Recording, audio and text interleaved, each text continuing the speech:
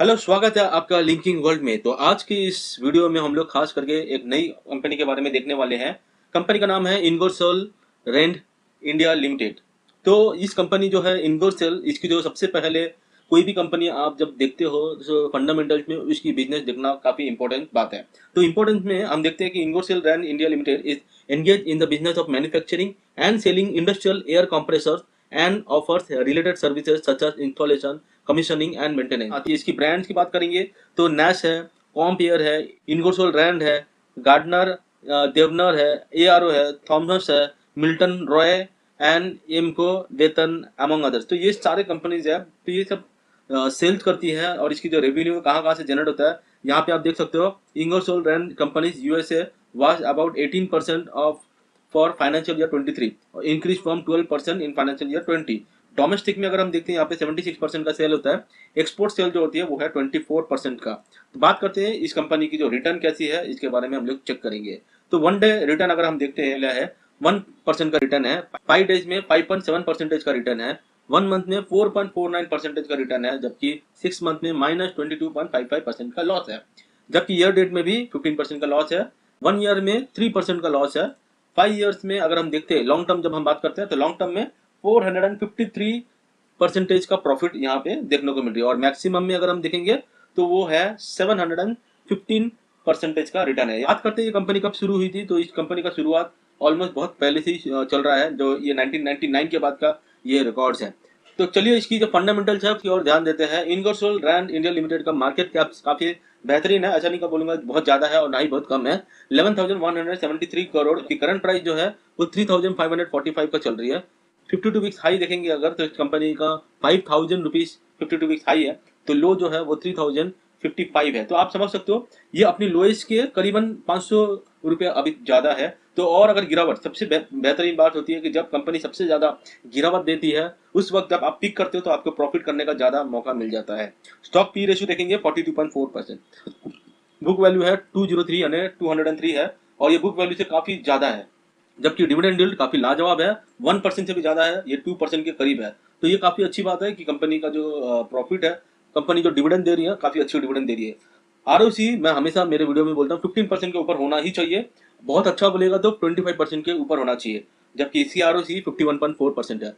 ROE देखेंगे तो वो भी 38.4% की है, काफी लाजवाब है। फेस वैल्यू है 10, यानी कि इन फ्यूचर में कंपनी ने अगर आपको स्प्लिट घोषित किया एक के बदले में 10, यानी कि अगर फेस वैल्यू इधर 1 होकर हो जाएगा तो आप अगर एक शेयर भी इस कंपनी का लेते हो तो आपको इसके बदले में 10 शेयर मिलने का संभावना इन फ्यूचर में देखने को मिलती है। बात करते हैं इसकी प्रॉस की, तो प्रॉस में है company is almost debt free, अच्छी बात है। कंपनी है डिलीवर गुड प्रॉफिट ग्रोथ 22.4%, काफी अच्छी बात है। कंपनी है जो गुड रिटर्न ऑन इक्विटी, वो हमने देख लिया 3 ईयर्स का काफी अच्छा रिटर्न दे रही है। Company has been maintaining healthy dividend payout of 81%, तो बहुत अच्छी बात है। कंपनी जो डिविडेंड दे रही है मतलब वो प्रॉफिट भी कमा रहा है, इस प्रॉफिट में से कुछ हिस्सा हर साल कुछ ना कुछ अपने शेयर होल्डर्स को देते रहना ये कंपनी का एक बहुत अच्छा प्लस पॉइंट में माना जाता है। तो जो कंपनी अच्छी डिविडेंड देती है वो कंपनी लाजवाब कंपनी होती है। फिर भी आप इसका फंडामेंटल स्टडी करके ही बुक करना।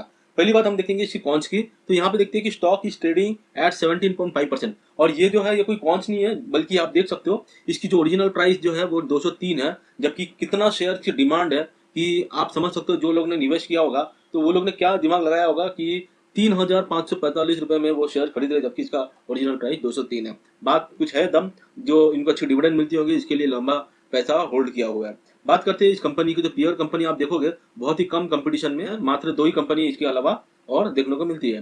क्वार्टरली रिजल्ट में देखेंगे तो क्वार्टरली रिजल्ट में काफी अच्छी है, 3 फिगर्स करोड़ का यहाँ पे आपको सेल्स यानी कि टर्नओवर देखने को मिलती है। ऑपरेटिंग प्रॉफिट भी यहाँ पे हम देखते हैं कि 106, सेल्स कितना हुआ था 385 करोड़ लास्ट दिसंबर क्वार्टर की। नेट प्रॉफिट कितनी है 78 करोड़, यानी कि 2 फिगर करोड़ का यहाँ पे हमेशा प्रॉफिट देखने को मिलता है, कहीं पे भी यहाँ पे नेगेटिव नहीं है। बात करते हैं प्रॉफिट एंड लॉस ईयरली का जो रिकॉर्ड है, ये सेल्स जो दे रही है कंपनी ने 2013 से लेके 2022 तक यहाँ पे 3 करोड़ फिगर में प्रॉफिट देखने को सेल्स देखने को मिलती है।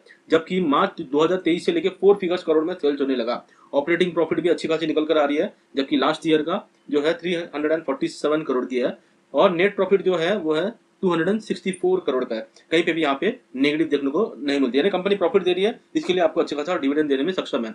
बात करते हैं कंपाउंडिंग सेल्स ग्रोथ की, तो लास्ट ईयर में यहाँ पे 9% थोड़ा कम देखने को मिल रही है, जबकि सेल्स ग्रोथ यहाँ पे ठीक ठाक है। कंपाउंडिंग प्रॉफिट ग्रोथ में लाजवाब है, लास्ट ईयर का 17% है। स्टॉक प्राइस CAGR यहाँ आपको नेगेटिव देखने को मिलती है -4%, यानी कि स्टॉक प्राइस CAGR 1 ईयर में जो है वो कम है। लॉन्ग टर्म पर्सपेक्टिव में आप जाते हो तो यहाँ पे 41% आपको दिखता है 5 ईयर्स में, तो ये बेहतरीन है। रिटर्न ऑन इक्विटी काफी अच्छी है, 38% की है। बैलेंस शीट की बात करेंगे तो कैपिटल इक्विटी कैपिटल 32 है, तो रिजर्व जो है 608 करोड़ की है, बोरिंग 5 करोड़ की है, और लाइबिलिटी जो है वो है 257 करोड़ की। तो आप समझ सकते हो कंपनी के पास ज्यादा रिजर्व पड़ी हुई है, उनके सामने सिर्फ बोरिंग जो है 5 करोड़ की है। फिक्स एसेट भी है 136 करोड़ के। CWIP देखेंगे 12 करोड़ की। इन्वेस्टमेंट कंपनी कुछ भी नहीं कर रही है। अदर एसेट जो है 754 करोड़ की। तो बात करेंगे अभी इसकी कैश फ्लो में। यहाँ पे एक कैश फ्रॉम ऑपरेटिंग एक्टिविटी जो है 207 करोड़ है। बाकी दो इन्वेस्टिंग एक्टिविटी, फाइनेंसिंग एक्टिविटी यहाँ पे नेगेटिव देखने को मिल रही है। डेटर डेज में 75 डेज का हो रहा है, जो कि पहले से करीबन कम है। शेयर होल्डिंग पैटर्न देखेंगे तो प्रमोटर्स काफी अच्छी परसेंटेज में लगातार है, ये है 75% प्रमोटर्स है, यानी कि कंपनी में कोई ऐसी गड़बड़ वाली बात नहीं है।